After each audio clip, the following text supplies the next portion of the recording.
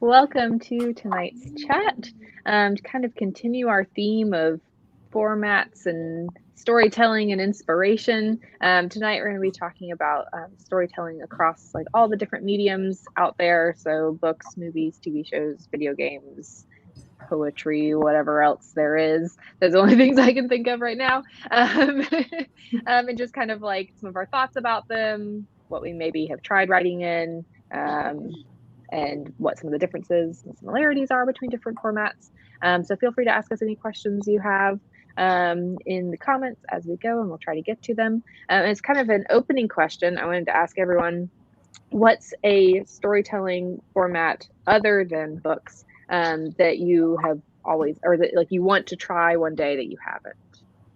I'll just start with Erin. Definitely graphic novels. I love to read them. I don't buy them as much as I'd like just because I'll drop like, I don't know, what is it, $17 on a graphic novel and then be done it in an hour. So I don't buy them as much as I'd like to, but I've always been kind of fascinated with the idea of being able to tell a really intricate story and have it like laid out on the page. I got really sucked into like Neil Gaiman's The Sandman graphic novels, and I can like, I'm not saying I want to draw it necessarily, like I can kind of draw, but also I don't have the patience to Erin's very good at drawing. Just understand how good she is at drawing. But it also takes me so long that I don't think I don't enjoy it enough to like write a whole novel of that. You know what I mean? That didn't make quite sense, but you know what I mean? Like I just don't have the time, like the patience to dedicate myself to it fully. Mm-hmm. So I think I would have to like team up with someone. And also I love the idea of teaming up with somebody and telling a story together. That idea of that really like pumps me up and gets me excited about the process. So I think that would be really cool someday. And Kyra? Mine's kind of similar, graphic novels or like just comic books, which have a lot of similarities. I kind of like the serial structure of comic books that I think would maybe be a little bit different from other types of graphic novels and would be a really interesting component to play with, is this kind of serialization. And how do you create like story arcs when your story is serialized, but also like for a lot of the same reasons as Erin. And I can't draw it also. It would be a collaborative effort. But just like thinking about how to like let the words do part of the storytelling and let the pictures do part of the storytelling, and like how do you marry those in a way that's like really drawing on the strengths of both the words and the pictures, I think would be a fun challenge. Megan? I think, Kyra, you took the word right out of my mouth, which is anything that's like a serialization. If I can find my way back out to California someday, I think it would be so fun to be working on like a TV show in the writer's room. Even serialized novels, which is not a format that is like typically played with in the traditional publishing world, but like shorter serialized stories or, you know, like a webtoon situation. I think it would be really fun to play in a world for a really long time rather than getting to do it for just a little bit and then being finished. And Rachel? I think it would be interesting to learn how to screenwrite. I was thinking about this with some really popular books that are being made into TV shows or movies right now, and kind of like what makes it a successful adaptation. And I think a lot of it is like what makes a successful script. Because yes, thank you. Thank you. The screenplay Bible. Yes, I will have to give that a read. Yeah, I find it because like I used to do theater a lot, so it's interesting to me to, you know, like if you have a novel, you would say like this person picked up a sword and swung the sword around, but like in scripts you kind of like let them do that on their own, or like the props department does that. So I think it would be good to just to like really dig deep into just words and see like how much of a story you can tell with just script and nothing else, and kind of like leave that up to another department to control. Yeah.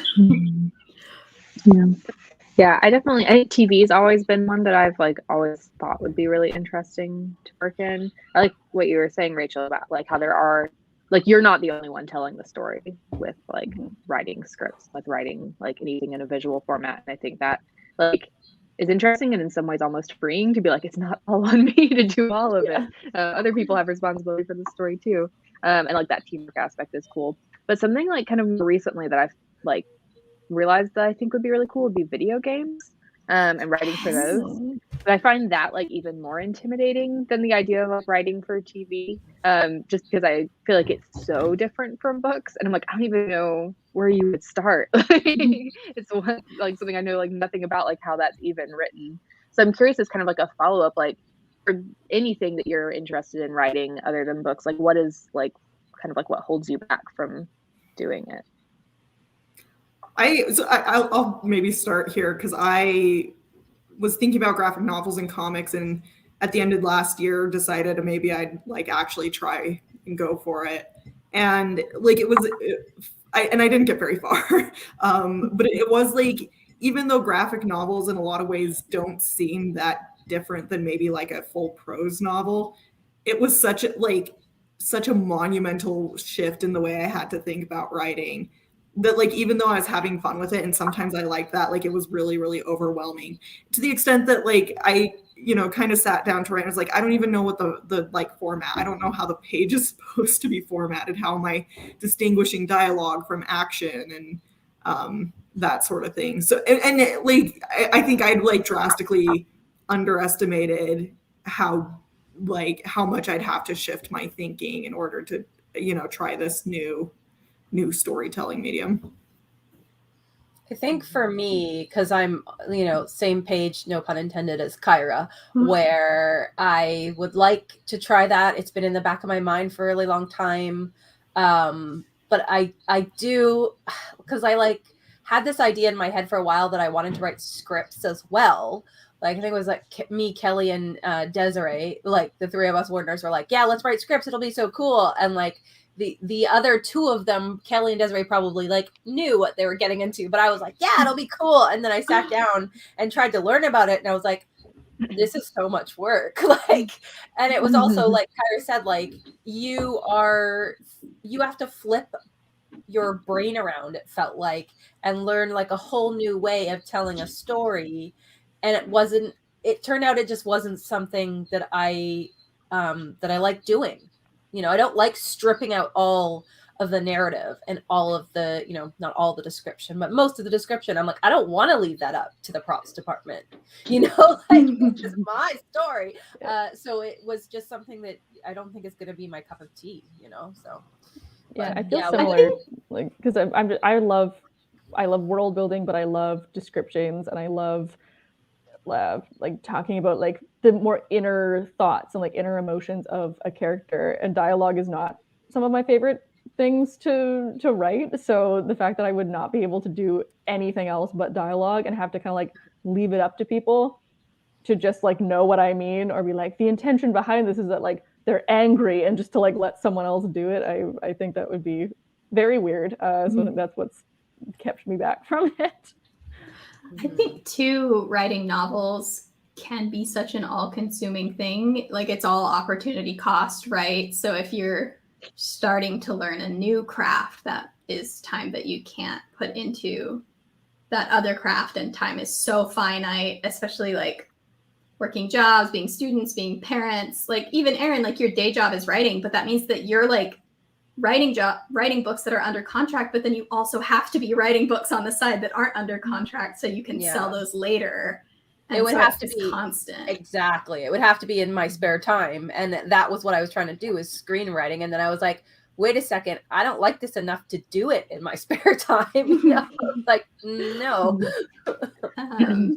You mentioned I think for me go ahead. I was gonna say, for me the biggest like roadblock is just like having to learn to do a new thing. Like, I've already spent so much time like learning how writing books works. Like, I'm still learning how books work. Like, right? It's like exhausting to think about. I'm like, maybe one day. Now start from day one of this new thing and learn this art form, and it's like I'm exhausted just thinking about that. Well, even about like serialization or like writing on a TV show, not only would you be writing a new format, but like the idea of not knowing where this, or like sort of knowing where the story was going, but then like having to keep coming up with more, or like, oh, we need this is like audiences said the first season wasn't exciting enough. Well, we got to put more subplots in, and then being like, well, crap, like how do I work that in with what I've already made? Or, like what? And you always have to be prepared for two possibilities too. Like, is this the last season, or are there going to be more seasons? We don't know. Because that conversely, sometimes you have like the first season is obviously very like thoroughly plotted, and like the first season's so tight, and then they do another one and it like, you know, isn't as good, or it just, you know, or sometimes like, you know, it can be hard to keep something going for as long as sometimes the TV shows do. And I think, sometimes I don't know, it goes too long. right. I think part of that, you know, is I think there's probably, and I haven't really looked, so maybe there are more resources out there than I know about, but I imagine there are like a lot of resources about like writing a good pilot and writing a good like first season. But I think like there are probably fewer resources about like how do you Megan has a recommendation for everything, truly. All my books just fell off my shelf. Oh no. It's a little. I think there are probably less resources for like how do you write a good fourth season of a TV series, because by that point like the series is already successful enough and they I think maybe just assume you know what you're doing. But writing a fourth season of a series is totally different than writing a first season, I would imagine.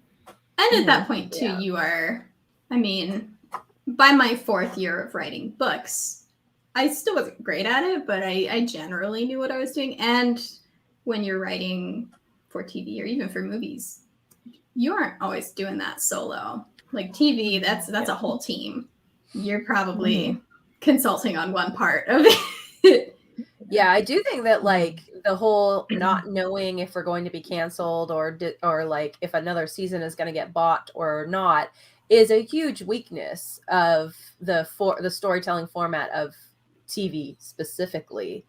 And I if someone was like, "Hey, Aaron, do you want to come in a writer's room?" I'd be like, "Absolutely." To be some authors fair, don't know if they're going to get a contract for their second book. In you didn't know that you were going to get a second Witches book, and like it. Oh, for hopefully sure. will pan out eventually. But yeah. Oh, for sure. But like, I think, I mean, yeah, okay, of course, that there's definitely the same thing going on with books very often.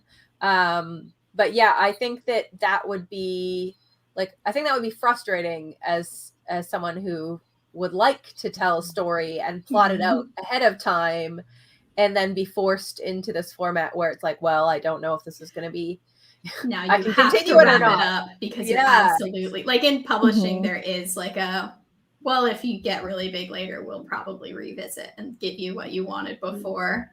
Whereas in TV, even if like the fans really rally together and you get that next season, it's like, well, you did wrap up everything.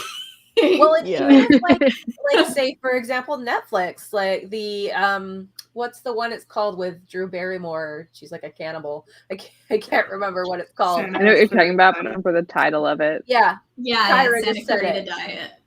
Yeah, Santa Clarita Diet. That was an amazing show. It had a huge fan base. It still does. People were choked it was canceled, but Netflix was like, no, we're done. Right? So like sometimes it doesn't even matter if you see also Julie and the Phantoms. Yeah, it doesn't even matter because Netflix is like, no, we're for and done. Like that's the rule. So well, and I think there's more like with books, there is such a thing as like we bought a trilogy from you, and so you know you have a trilogy. I don't think that like ever. I mean I think occasionally Netflix will say we're guaranteeing you 2 seasons or whatever, but I think it's a lot less common. Yeah. Unless you're like sure. Yeah. Like, yes, you can have the 4 seasons you want. Even like before V.E. Schwab was V.E. Schwab, like that trilogy just never got finished. Like the publishing house decided not to. Yeah. So like I feel like there's pros and cons to everything. Oh, absolutely. I think like I'm already frustrated about like the whole Witches of Ash and Ruin thing, even though I knew in advance that was very likely to happen. And the funny thing is like I had wrapped it up and then my editor was like, hey, we should put in this cool, like, you know, is it over? Wink, nudge. And I was like, I love that idea, but what if? So we ended up going with that. And I'm like, I get ticked off emails on the regular of people being like, the end, it's not over. Where's book 2? And I'm like, Sorry. Forward them all to the publisher. Yeah. Yeah, Your really. I problem. should. They're your problem now. Yeah. Well, so I actually just today saw that a book that If you want the sequel, Thanks, please Megan. buy Witches of Ashen Ruin. If you too want to be ticked off by the last chapter, please. It's not that bad. I still think it's just one of those, you know, that horror I think movie it's a where they're horror like, ending, yeah. yeah, where it's like, oh, it's Is all the monster fine, still out there? or is it? Mhm. And shoots It's up like from the the grave scene or of whatever. Yeah. is it what the second X-Men movie or the third X-Men movie where they all get the Where the did the potion chess to piece move? did the chess piece actually Yeah. move? Are his Yeah, power is Magneto's exactly. powers really gone? Yeah. Yeah, I- exactly. That kind of thing. Yeah. I just saw on Twitter today. So one of the books that I really loved from last year was The Infinity Courts by Kemi Don Bowman, which is like a sci-fi death book. It was really good. But the ending of it was so bizarre because it was that very much so like, is everything done? Like question mark, but like in a really cool kind of way where it was like, maybe this will get a sequel, maybe it won't. Is this a standalone? And just like, whatever. And I just saw today that a sequel has been announced. So I'm like, Nice. okay.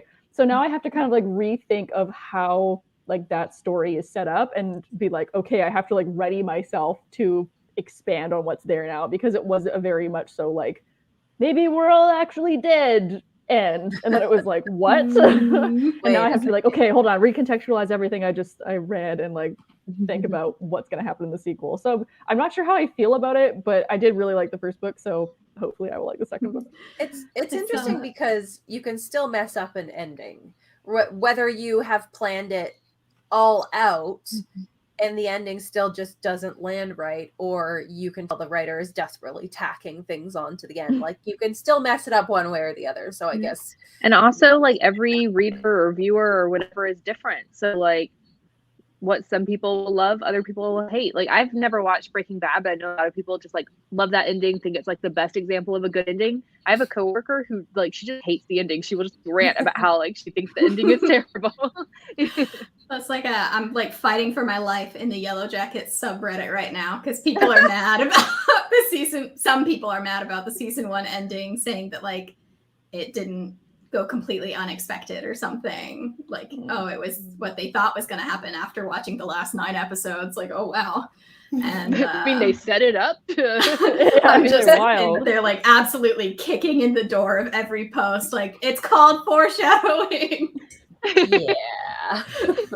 People are gonna start like accusing you of being a plant or something. Oh, I hope they would. I know those writers are in that Reddit. Like, if you're really? there and you see me, like, I want to write for your show. I will. I will move my whole family out to wherever you guys are writing. I feel like stuff like Lost, and I know Megan and Emma will both fight me on this, but You have Ember's one on your side now. So. There we go. Like, I feel like they were in a sub like that, and we're just like, let's choose this fan theory, you know? Because like, or maybe they didn't plan the whole time, but it was very obvious to some people, I guess. But yeah. So hopefully, Well, if enough people guess enough different things, somebody will probably hit on it. Inevitably with Yellow Jackets too. But. Well, and part of the problem with the finale of Game of Thrones is that they wanted to do something people weren't guessing and weren't expecting. They were so obsessed with that idea of like, we have to do something that nobody's like guessing and no one's expecting, that they did something that didn't make sense, you know? So. And I think the like maybe conceptual opposite of that is like the Avengers like Endgame Infinity like that movie was like every fan service and that's what I wanted. It's like, yes, I've committed so much to this franchise and they're giving me the things I asked for. I really appreciate that. I feel like I've had this conversation. I find it so interesting because that's a story medium, going back to TV shows that have a while between the release of a new season. And they do have creators. As a creator, if you've written a TV show and it's ongoing, you can go into a subreddit and see fan theories. And do you already know what the ending is? If you don't, do you read the fan theories? Do you let that affect you? I find that super fascinating because it's not how most people write stories. It's the most I mean, of us don't have the theories. I've read a book series that I feel like the authors, the direction they took the series in was influenced by like because of the fans. what fans were really into and characters. I think I know exactly which one you're thinking about. I want to know which one it is. Put it in the private chat. What are you talking about? The Sookie Stackhouse ones or a different one? Yes. No. Sookie Stackhouse, but I know you've said that's an issue. Yeah. Well, because with the Sookie Stackhouse ones, the people were angry. Yeah. Okay. One of the things that kind of like inspired this chat when we were coming up with like, oh, we want to talk about things that are really inspiring to us for the month of January. And we were talking about The Witcher because the new season had just dropped when we were selecting all of these things. And the fact that The Witcher has been told in 3 storytelling formats now and is like quite successful in all of them is like really fascinating. The fact that they've like found ways to tell this high fantasy story in a game, in a TV show, in the books, and how like nothing seems to be really lost through any of the formats. You just get new fun things from each of them. And I think that's really fascinating.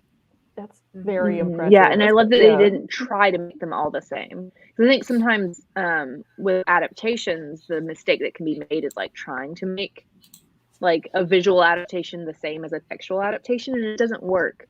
Like what is like a really moving like quote in a book, like in a TV show, it's like sound really cringy once you actually hear someone say it, you know? And so like, and also I think even as a viewer, I mean, I remember being like, 12 and like books I liked were being adapted and I was like, it has to be exactly the same and they have to have every scene and like all this stuff. But actually like now, like a more mature like reader and viewer, like I find it more interesting when they change things between adaptations. Because like I don't want it to just like be like scene for scene. Like I've already experienced that. I've already read it. I want them to do new things. I want them to surprise me in some way, while still like staying like true to like the spirit of a thing. And so I think that's when you can like tell that like someone is really good at whatever format it is they're writing in, when they can like adapt something and like keep that spirit, but also like make it work really well for the format. One of the things that comes to mind with Witcher is like there's a wish that is made in all 3 platforms. Like it's a big part of the books, it's a big part of the TV series, and it is not explicitly told right off the bat like what wish is made. You just see the repercussions of it for a while, and in the book they don't tell you explicitly what the wish was. Like you get the gist of what it was, but you don't find out what it was. And then in the TV show they allude pretty quickly to what it was. And then in the video game, since the wish is semi-romance based, the romance doesn't make quite as much sense in a video game setting where it's like, we're fighting for our lives here, but they still put that component in, like it's a conflict from the past.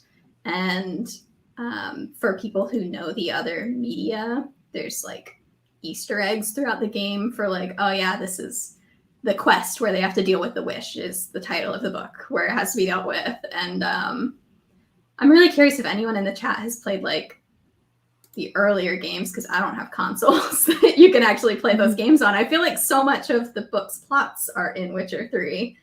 And so I'm curious what's in 1 and 2. So yeah, let me know in the discussion section. How did that storytelling pan out from medium to medium? Can I, Tessa, like a couple comments ago, brought up Young Justice, which is my comfort show. So I'm going to get on a soapbox here for a second on that one. So Tessa's comment is Young Justice got canceled after season 2, allegedly because of poor toy sales. It was on Cartoon Network.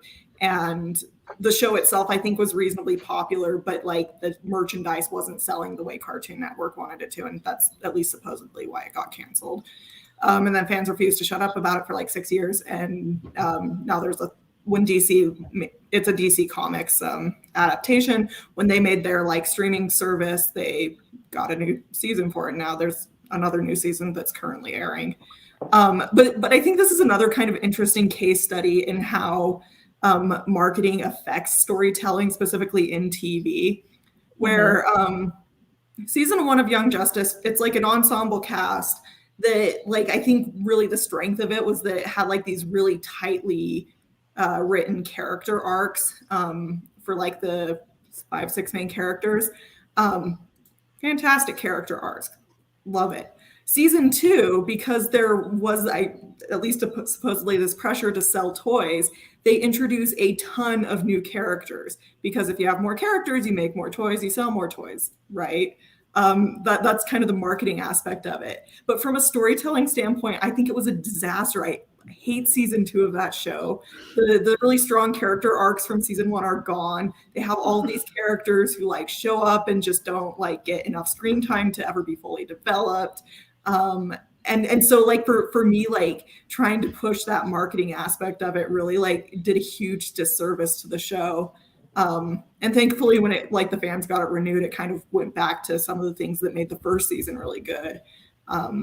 But I don't know. I just think it's a kind of an interesting case study in the market and how that affects like the way that the show was produced. And also actually the first season. Yeah.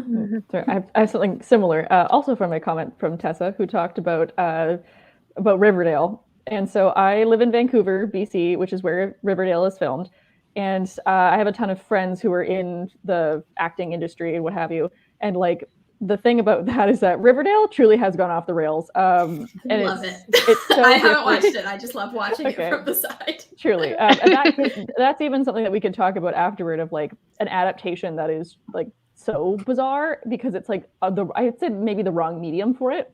But a reason why Riverdale is still going is because they make a lot of money on merch.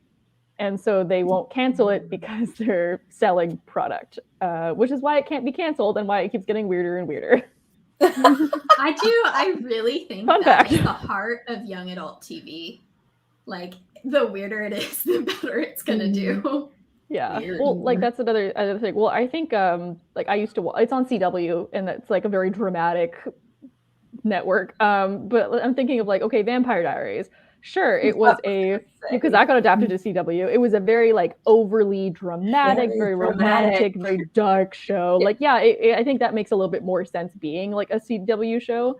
Whereas Riverdale, they tried to make it this like dark, scary, like murder mystery. Now we're in a cult. Now some of them are police officers. Now we're time traveling. Like all this really super wild stuff. When it was and aliens, apparently. and aliens, I don't know what's happening. So like it really is. Someone just has a cork board of like aliens. Yeah, there's throw tossing darts at it, and like it makes me think of like Supernatural, which was also a CW show, which like we fought God in like season 7, and then there were 8 more seasons. How many times can we make them die before the fans are like, not enough, honestly. I would have watched not. it even more times. But like, see, that's like maybe that's not. And again, it kind of depends on like what they were going for. But then I'm thinking like I grew up with Archie comic books. I loved them, but it's very like it's very fun and light and like maybe more of like a 90s teen drama kind of vibe. Not necessarily like this like grim dark reboot. I think they could have had like the over the top drama that they have that made it well, but like not had it be like the dark tone.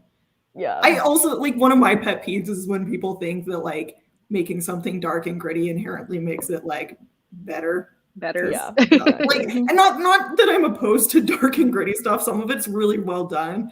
But I think there are sometimes things where we're just like, we're going to take this beloved franchise and make it grittier. And that like just the fact that they're making it grittier is supposed to be a selling point, and it's not. I wonder if it was like, this is the darkest timeline, Riverdale. Like from like they saw that one episode of Community and they were like, I can work with this. Run with it. Yeah, this is like really interesting. Like, I don't know, just like talking about some of these shows that like have like gone off the rails or like have like made missteps. That like, I think while like we can talk about like maybe some of the strengths of like some of these other mediums, I think sometimes what can be a weakness with like TV and movies really is that there's often a lot of very influential external pressure from outside the writer's room. where they like really have to deal with like producers and with networks, and even more with like audiences than writers do it, and novel writers do, I think. Where like I know like sometimes like some like aspiring like to be traditionally published authors will be like, oh, I'm so worried that like, editors are going to tell me what I like can and can't do with my book, and like they won't really, but I do think that happens TV, and even some movies too, especially when they're for like really big networks and production companies, where they will tell them like, yeah, like we want you to add extra characters so we can sell more toys, or you need to keep this show going because it's selling merchandise or what have you, you know. Oh, it's definitely. like there's that one writer who was a writer for Lost who talked about how he was like the only one from the writer's room who made it to like season 2 or whatever. Like almost everyone who wrote season 1 was gone by season 2. That's chaos. I don't know if this is true or not either, but I know that I heard rumors when I was like first really big into Lost that like if the actors were caught doing something crappy, like some of them were drinking and driving and stuff, they got canned, and therefore the writers had to scramble to like write them off the show basically. I don't know how true that is, but I'm like, so just like, you know, because there's such a big cast, then being that throws a wrench in your plot, and you're like, I had a whole plot line planned for this guy, and now because of outside I don't think that's forces, unique to that show. I have a feeling that probably happens frequently, where like an actor is getting bad press or something, and they have to like. That's why I or a think scandal or something. Yeah, exactly. Yeah. I think like storytelling for like TV as a medium, like it is so different. It's a totally different skill. Like you don't. It's a job. Like it's a paycheck. It's not like novels where you get paid $5,000 for a book that took you 5 years to write. You know, like it's you get a salary and healthcare and stuff. When and so like unionized. You can put your heart and soul into it, but you also have to learn, like with a lot of jobs, to adapt if they tell you like no. And I think that would be a very fun writing experiment if it's like it's not only my idea, baby, it's everyone's, and so like it's not like they're telling you personally, unless you get higher up, I guess, and you have sold your show. And you're the creator or something. Yeah, it would be such an interesting dynamic. Yeah, I've always been attracted to the idea of a writer's room because like I do love bouncing ideas off of people. That's a very exciting idea. But yeah, I can't imagine having some outside exec come in and be like, what was it? Was like the this character's dead now. Yeah, exactly. Well, and even apart from like if an actress or an actor gets fired, like there are also things like, you know, sometimes they have to leave for other reasons. So I'm thinking of like the show Supergirl. One of the main characters, Alex, in the second season, I think, starts a relationship with this woman who like it was a fan favorite. Like people loved this ship. But the actress who played Alex's girlfriend, finished the season, was contracted for one season and said, I have other things I am doing. I can't be in the next season. And so it was like, well, we would have really liked to keep this character, but we'll have to find like something else to do now. Which is always so funny when you see like a sequel of something come out or like a season 2 of something and you're like, where's that character? And then there's like one throwaway line of like, oh, it's okay, you guys weren't meant to be together or whatever. And you're like, oh, California or whatever. Yeah. No explanation. Oh, she moved away to California. And you're like, oh, okay. So, And the Supergirl writers did handle that particular breakup very well. Like, it was a very plausible, like, well-written breakup. But, like, I think it was something they would not have done if they had the option to keep the actress. I really like how meta Community is quite occasionally. Like, in one of the last seasons, they're like, and I think it's Abed. I was like, I'm sure the audience has questions. Like, how are they all here still after a 4-year degree? And what happened to that girl Abed was dating for like 2 seconds? Where did she go? Like Witcher season 2, where is it Jaskier who's talking about like, some people said my storytelling was hard to follow. I couldn't tell what year it was, but that's on them. That's funny. I haven't watched season 2 yet. Oh no. No spoilers, please. It was, Oh, yeah. no spoilers. It was just a fun nod to like a complaint people had And about Griswold- season 1. Yeah. And Griswold says, "What about when they recast a character? And are we just supposed to Yes. pretend not to notice?" Yeah, This is the That's thing how- that And I it's think is drastically underutilized, like telenovelas, and so just do it all the time. Like it's great. Yeah, I think sometimes it like works really well, and sometimes like the second actor you end up liking better than the first one, and then like sometimes it's just terrible, like when they cast Rachel Weisz in Mummy movies. Still, Oh God, that Sorry. was terrible. Split my I felt keyboard. so betrayed. Yeah. Yeah, I do So think terrible. the show Crazy Ex-Girlfriends did a really good job of this because they had to recast one of the male love interests. And so they did this like tongue-in-cheek musical number where the main character is singing about how she sees him differently now, and so he looks different. That's genius. Yeah. Oh, They I make love some that. kind of mention of it in the Mummy movie too, where she's like, "I don't even feel like myself anymore." And I just remember because that was the first time I'd Just ever hurt. seen that one, and I was like, "You're not." You're not my I real wouldn't mom. know because I refused to watch that. Oh, I went in without refuse to watch knowing, and Yeah, I didn't I know they was- had recast her. I was livid. I went in without. I I'm still blindsided mad. me. I've only I'm seen the still first mad Mummy. about What it. happened? When did this happen? The So third Rachel one. Weisz like didn't sign on for the third one, Mm. because I think she like had young kids at the time or something and didn't want to travel away from her family or something like that. And it So had they come just out like a long recast. time after. Yeah, it was a long Mhm. time after the second one, and I think it was like a blonde woman or something. It looked nothing like her. He did not look anything Oh, like no. her. That was the other Like thing. at that point, why not just tell a whole Just new tell me story? they got divorced. Yeah, right? tell me Like, she's dead, or like make some excuse why She's she couldn't dead. come on this adventure. Like, why did her character need to be there? Yeah, just do it without her. He left the wife at home because Yeah, she right? did a Like, I job don't doing know. something. I don't know, like Yeah, ju- she's doing something very important too. Yeah, Yeah. some She's stuck in librarian an shit, archaeological like- dig somewhere. Like, you know, yeah. done. It just made me think of how in Pretty Little Liars, towards the end, they obviously started going off the rails. Like, you know they did. But it got to a point where if like they didn't want to use an actor anymore, they would at the end of the episode have them take off this Yeah. hyper realistic mask that God. somehow no one knew they were Oh wearing. no, oh, that's Yeah. terrible. They're like, it was actually this person all along. Well, wasn't It's it like they had last- so many. They had so many masks like that in Jane the Virgin too. Yeah. Oh yeah, Like, I forgot about that. And Wasn't it it works in something Lavender- that camp. Lavender Yeah. Brown in the Harry Potter movies was as Oh, a really little girl in the first movie. She was black, and then wasn't that what it was? And then in Yeah, the next her- one, Right. Yeah, they Yeah, well, cast she- her she- when yeah. was speaking once. Yeah, well, 'cause she Wow. was never. I don't think she was named in the movie, but like it was kind of Oh. like a nod to that. Like everyone knew that was Lavender Brown, and then Lavender Brown. when she was actually like on screen as a real character, she was white, and everyone was like, huh. not a great look, guys. That's Oh, right. man.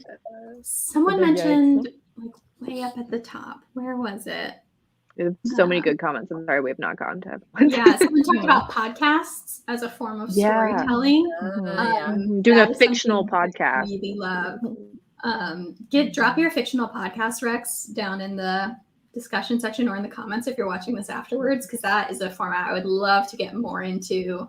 Love to like walk. We've the had a night, lot of- obviously. A lot of people, including Kelly, have talked about like wanting to write a D&D campaign. Mhm. And it's funny because Kelly like said like kind of being flexible and adapting it on the fly is like what appeals to her, and that is what would absolutely not appeal to me. Yeah, That sounds way like too so. stressful doing things on the fly. I like playing D&D because I don't have to adapt. I can Exactly. just really anger the DM. Like, Yeah, well, like one of my friends who's a DM talked about one time how he had built this kind of like Roman inspired world, and they were going around, and he had a plan to have them go through this Colosseum and then have this big like Colosseum battle fight. But instead, the entire band of people were like, "No, we'll just go around." And he was like, "Are you sure?" And he's like, "Yeah, it's fine. Like, we don't need to go in." And then he's like, "Oh no!" So like, I feel like in that scenario, I'd be like, "No, you really should go in." And that would stress me out. 'Cause, No like, I planned all this choice. stuff, and you guys don't want it. I've got one of my friends who DMs for us for like this group. Anytime we walk into anywhere, my character is like, well, I want to go flirt with this person. And every time they're like, do you really want to do that? Please don't. Honestly, Get that's lots on of them for not information. like planning for you Yeah. flirting with characters. Anticipate. Yeah, They've right. played with you enough. Anticipate my chaos. Mhm. No, that's what Megan's gonna do. Have a plan. Yeah. We had a couple comments.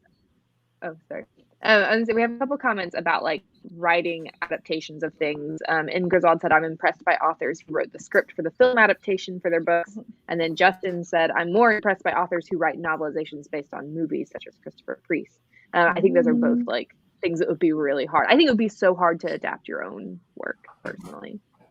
Like, I don't know that I would want to do it. I don't Because I think you'd I just would be do too it. precious about it. Like I was like kind of talking about earlier, like you want to keep like all your favorite characters and all your favorite scenes and things. And it would be hard to be impartial about it and be like, no, this is what'll be best for a movie or a TV show. I also feel I'd like be thrilled to like consult with someone who's Yeah, I would that love would to be just ideal, be in the yeah. casting room. Just be like, Yeah, that's the energy I like. like once I write a book, I don't even look at it again. I have no interest in revisiting it and rewriting it all in a different form. That sounds like hell to me. Yeah. Thank you. If I was ever into like movie or TV writing, like I think it would be interesting to adapt someone else's book for the screen. Yeah, But I don't think I'd ever want to sure. do my own. Mhm. We've talked a lot about like prose-based storytelling. And I do think like there's so many other sides of storytelling. Like you talked about writing for video games, and like writing the prose for video games is not something I'm at all interested in, but I am like studying computer science, and I am interested in like the bone work of what like makes up a video game, and that like is a part of storytelling, like how you do all those things. And then like there's so many authors end up like executive producing on like stuff like that, so you do have some sort of creative input, and I do think that would be very fun. Mhm. So I wouldn't want to write it. Like video games would be, I feel like that would be 8 times the amount of work, because yes, you have the general story of like, this is your character, here's a little bit of their backstory. Eventually you know, you're hoping to meet this person, and then you're going to meet this person, then you're going to fight a big battle, and then like that's it. But then there's all, of course, like the side quests, or like, oh, the people having the choices that they make will alter how the story goes. Or, you know, if you decide to kill this character or save this character, that's going to change the ending, and like all those things. So like you have a video game is writing like 12 stories in one. And that to me I is feel like if I really did it, it would have. impressive. Yeah, it is a team. Yeah, and also some video games, there aren't choices. You know, like there's like tiny little choices in dialogue, but it doesn't actually change the story. I feel like that would be a lot easier to do. When But that's less there's fun. only So one it's like one story. Yeah. Mhm. Where like Yeah, Mass well, it's Effect, kinda- it's like there's like 4 different endings you could get, and like 6 different I think there's, like, romances you 20 could in do. Witcher. Oh my God, what? Well, like that's kind of the thing. The same thing in D&D, where like you have only so much control over the story, and you kind of have to allow things to adapt. Because if you have like, what's the point of having a video game if there's only one option for every single thing?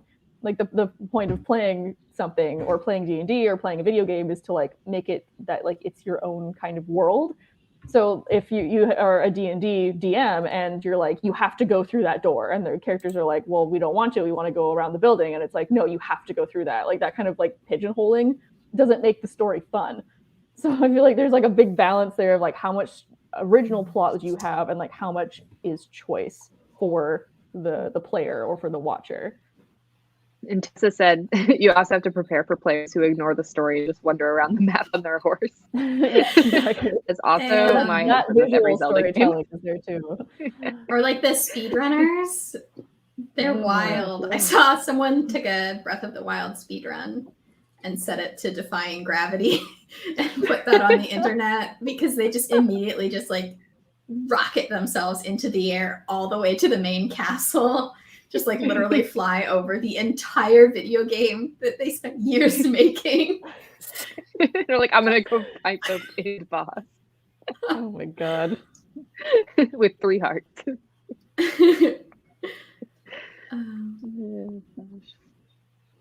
Well, so one of the things I was thinking of like when we were talking about telling in mediums is like books and like fiction, I guess, is a different kind of visual medium than TV or movies, or comic books even.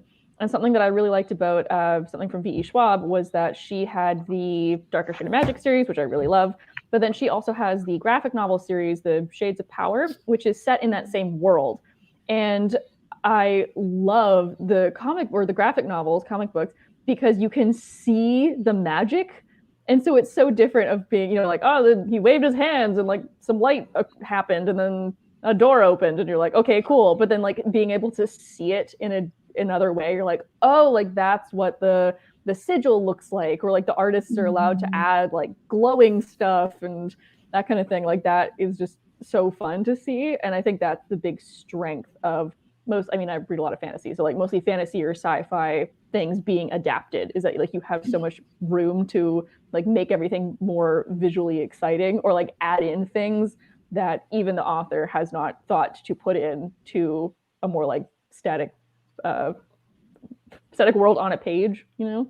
Yeah, for sure. I feel like, yeah, you're constantly, as a novelist, trying to find ways to pull these things you love from other mediums of storytelling and find a way to do them in a text-based format. And there's just some things that you just can't get across. I think that I love superheroes. I think it is so hard to translate them into like purely prose form, just because so much of like what's kind of typical in the genre of superheroes is like very just visually based. Like, you know, when you see like people doing acrobatics on rooftops in weird costumes, like that looks really cool. It is almost impossible, I think, to convey that in straight prose. And there have been people who've done it okay, but not many, in my opinion. Yeah, superhero novels often. Like, I also think that's sometimes one of the difficulties of adapting fantasy books to television, is that sometimes the author has described the magic in such a way that like it sounds, because you're just imagining it in your head, they're able to describe it in a way that sounds really cool, but then figuring out like, how do we actually make that look good? You know, like sometimes it's hard to like figure out how to translate that to screen. So it can be really cool when it's done well, but also it can like also I think like Shadow and Bone did that really well. Oh yes, yeah. Mm-hmm.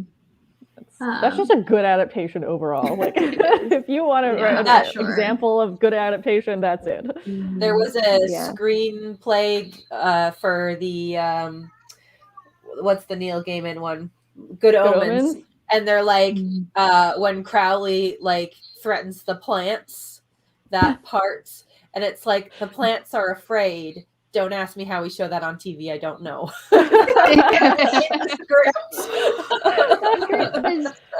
Was Leigh Bardugo involved in the script for Shadow and Bone? Because I know she has a TV background. So. I think she at least consulted. I don't know if she's like officially a writer. Like my understanding is she was around. But I don't know. She was around for a lot of it. Yeah. But I don't think something she's one of the writers. Something I was like thinking about. Oh, go ahead. Oh, that's fine. You go ahead, Rachel. Okay. Something I was like thinking about, especially with like talking about like how like we all have kind of started with prose novels and like considering and like wanting to do other things maybe one day and how difficult it is to learn how to do other things. But like I think it's like fairly common for people to move from other formats to books. Like there's a lot of people who have worked in TV writing who have then written novels or in like, movies or even in like video games who have moved on to books. And I was like thinking about like why is that? I don't know, like it almost seems like it would be easier to move to books, and I think it's maybe because like if you read, you see books like the way they're written, but if you watch TV or play a video game, you don't see the way they're written.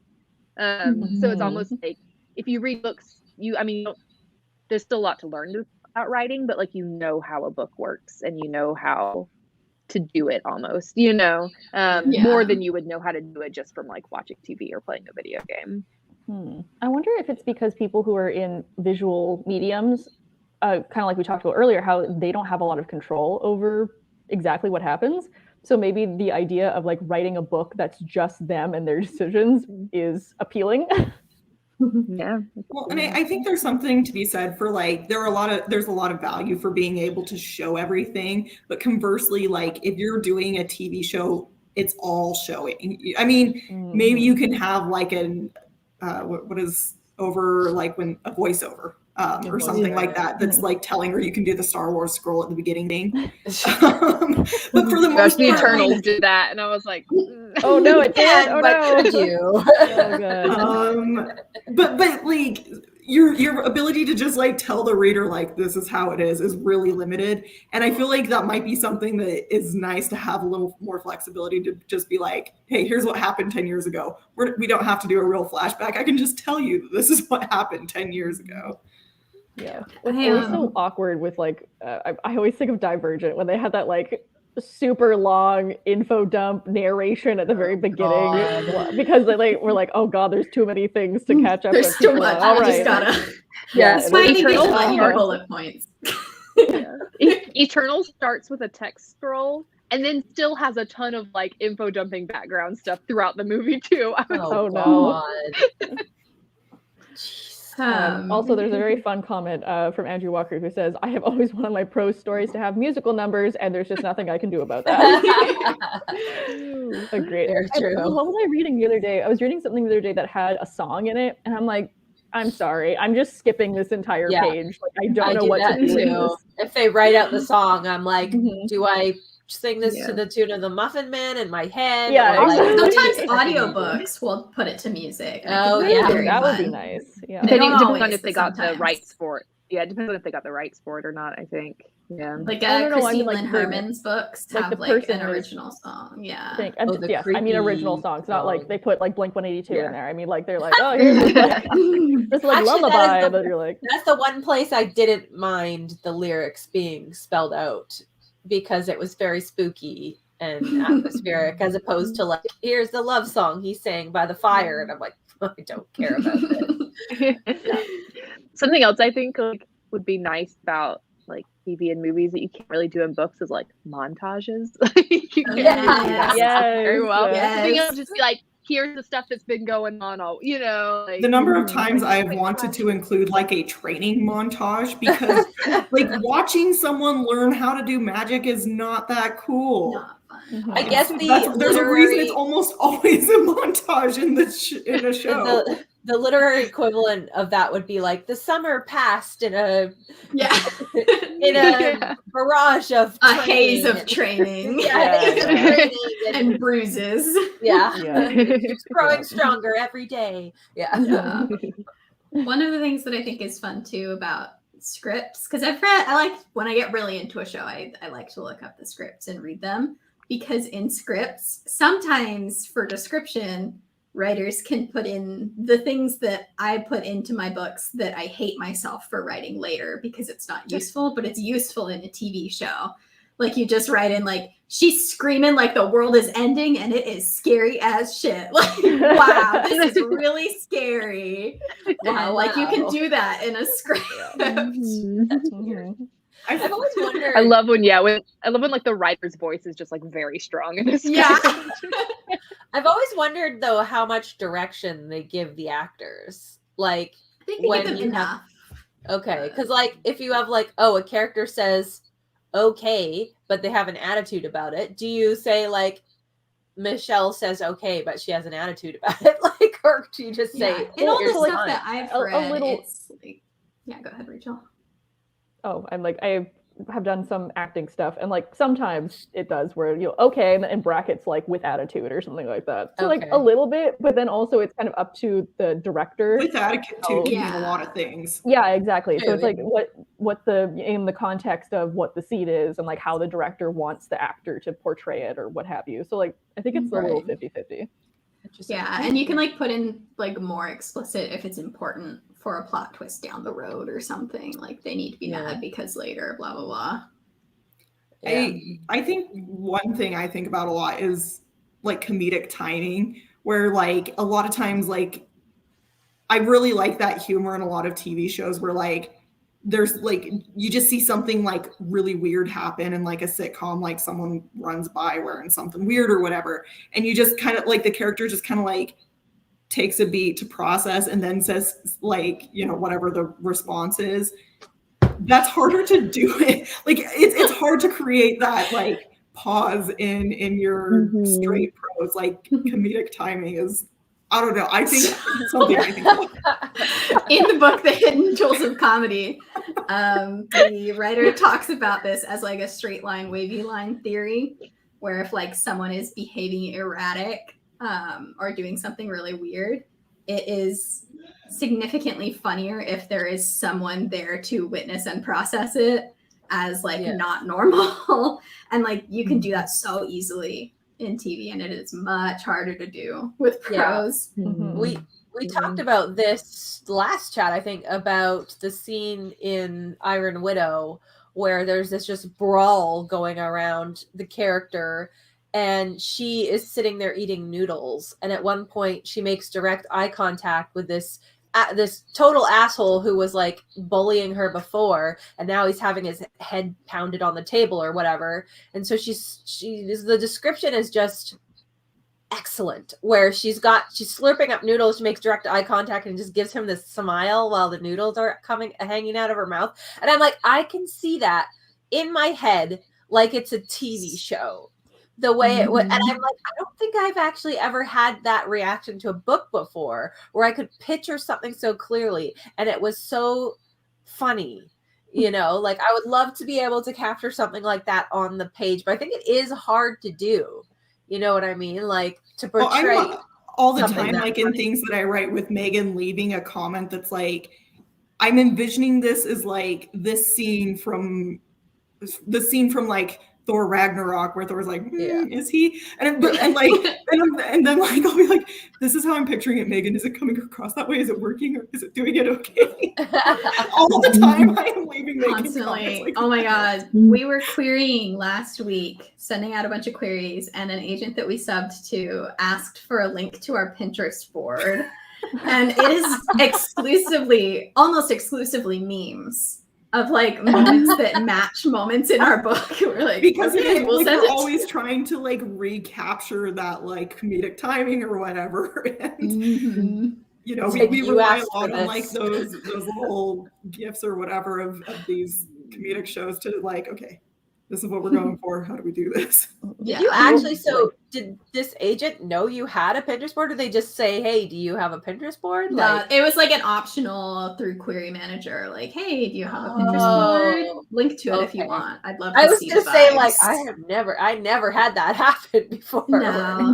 With Query Manager, they can ask a lot more fun. Yeah, people questions. be asking all sorts of weird things. Yeah, people ask like, what's your favorite book, favorite characters, like all sorts of things. One asked at one point a long time ago if you had a favorite Taylor Swift song, and I was like, oh, do I? Would you like a list? Yeah. Well, I also say, like, especially for comedy, but also maybe emotions, it's easier to tell that in a visual format, because visual has a lot of shorthand, and in like it's just fiction, it's a lot harder to do that. And so or like same with like actually, it might be easier in fiction to do like Easter eggs, because you can write specifically that you want the character or the reader to know that this thing is there. Whereas in TV or movies, you can kind of just like put it in the background, and if some people notice it, some people notice it, or maybe it's just another thing on their dresser.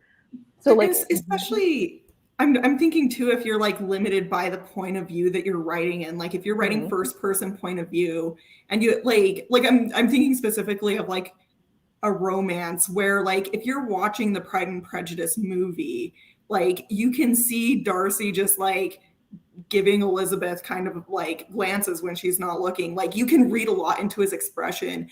But if you're like writing that and you're writing it in first person, this character who's maybe oblivious to like what this other character is feeling, it's like, well, how do you write this in a way that it's like she notices that he's like looking at her affectionately, but she's not connecting that, like, you would have to like write that way. You'd have to like write around it. So like in that, it could be like, oh, like she glances up and notices that he's staring at her, and then like abruptly looks away, and she's like, oh, that's weird. Or maybe you have a side character be like, no, he's totally into you, and her be like, what? It's so hard to do that in a way that it's like you're giving enough to the reader that the reader knows what's going on without like making it too obvious for the character or Right. making them seem oblivious because they're not picking up on the same cues that the reader is supposed to be picking up I think that's on. why so many romance novels are told from both Two POVs. POVs. Yeah. Yeah. Mhm. It's definitely a POV thing, and it's definitely something that takes a while to figure out how to do well, for sure. Well, I'm just- thinking of like musicals, 'cause, like, but the idea of like inner dialogue, or the like, I'm like processing all these emotions and whatever. Again, so much easier to tell in fiction because you can write it all down. But in a movie, you just like have two people glance at each other for a couple seconds, and like that's supposed to portray all of this backstory and trauma and or like deep feeling. They also have camera work, right? Like Yes, when for you sure. have That a is shot true. from this angle, it means this thing. When you have a shot from this angle, it means this other thing. When you have the music gradually rising, we don't have that in books. We have to work solely from the point of view of the character. I'm sorry, I just mentioned my musical thing. This is why I mentioned the musical thing. Yeah. It's because like or even in like Disney movies, this works where they have the "I Want" song. Yes, because then it's like so much easier to be like, oh, here's me processing my emotions in front of the audience, literally singing this out. And so it's like a lot easier to do that in that medium. Okay. Yeah. Totally, And I think it's so easy when you're writing a novel to kind of relax, because it is so easy to tell people like what the character is feeling. And I think through consuming lots of media, and actually like looking at that media as a storyteller and not just as a consumer of it, you're able to pick up on all these other tricks that, like, even though you can't perfectly replicate them, there are things you can do. There are looks, there are actions. Like sometimes it's a little bit lazy to just outright tell what is happening. That is definitely not always the case. I would say probably the majority of the time, if it's a quick feeling, you can also just say it. But like sometimes you can show it, and it's good to show it. Well, that's what I get so frustrated about with, I guess, both TV shows and books, is the thing that we're like, this character like glances at this character, and then someone will immediately come over and be like, hey, he just looked at you. He's so into you. And I'm like, yeah, I know. I was there. Like, I just saw that. Like, we need to relax here. Or like there was one book that I read where like one of the characters would say a quirky one-liner, and then the author would say, oh, she just said this quirky thing. And I'm like, yeah, I know. It was like the sentence right before. I was there. Yeah, I just read it. We don't need, like, you can tell. I know that It's she's like when you quirky. have she to- just like, what? It was so weird. When you have to tell your readers too much that a character is funny, you're like, are they? Yeah, exactly. If they were so funny, you wouldn't have to tell me they are. Yeah, I do. The funny thing is, I do that all the time, but that's why I have beta readers. Like, I will be like, oh, the character thinks about how sad she is, and then I, as a narrator, I'm like, she's sad. See how sad she is, and then like that's why I have Kyra or Megan or Kelly be like, Aaron, you just said this twice. I think that's something we're all, like, probably all writers like are bad at. You know, like that is what revisions are for. It's for like showing and then telling. Yeah. Comedy in particular is one of the hardest things, I think. Not just to write, but also to beta read, because it's like, you know, humor is subjective, and also if something's not funny and the character laughs at it, and you have to comment like, I don't think this is funny enough to be laughing. Like, why is this character laughing? And it's like, oh, I'm not insulting like your humor. I like all of you and think you're funny. It's like, I think that's like such a hard piece of feedback to give, but it's such a helpful feedback to get. Because like it's hard when you're writing, even sometimes like things that actually are funny, you're like, I had this character say this thing, and I don't know if this is actually funny or not. You know, like, and it might actually be, but it's always like hard to gauge when you're the one writing it, because you're like, I don't know, am I funny? Like, is this, you know, not like this? I'm not. Like, I spend a lot of time like tweaking my jokes, like just the wording and like how do we word this just right? I think the hardest is when like you need a character, to be funny or to be clever or to be, and you're just trying to make something be funny or be clever. You know, it's different when it just kind of like happens organically and like the character says something funny, but when you're like, I need them to be funny in this moment. And this is why I think romance is like something that people should be consuming more of, if that's like something that you are into enough to study it more. Like most of the comedy out there that is like happening regularly throughout a story is in the structure of a rom-com, and you can learn so much about comedy through consuming rom-coms. Mm-hmm. Yeah, I think like humor and comedy is like one of the hardest things to write. People don't get enough credit for that. Yeah. Or don't slashers, think I can do honestly. Slashers are pretty funny too. Like And if they aren't, you aren't doing it right. exactly, because horror and If you're comedy go slashing hand in yourself too hand. seriously. Yeah, actually, yeah, Yeah. some of the best, like some of my favorite movies are horror comedy ones. Yeah, for sure. Mhm. I think that's why Jordan Peele has been so successful in horror, is because he started Yeah. with comedy. For sure. Weird but true. All right. Well, we are just over an hour, and I think we've kind of talked about all the different points I had in my questions. So that's great. Thank you to everyone who's been in the comments. We've had like such an active comment section that we couldn't even get to everything, but there was so much good stuff in there. So thank you for participating. We will be back next week. Is it game night? It's game night. Game Kelly's night. got a And it's fun gonna have literary something. game. I'm so excited. Yeah, it has something to do with literariness and story. So we're excited. Very excited. So yeah, so we'll be back next week, same time, same place for that. And we will see you then. Bye. Bye.